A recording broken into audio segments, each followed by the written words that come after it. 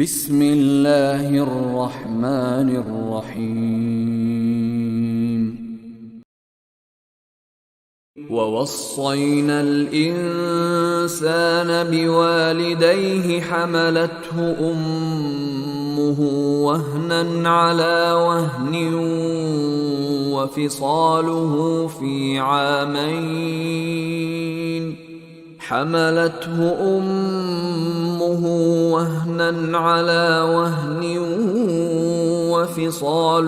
في عامين أن اشكر لي ولوالديك إلي المصير.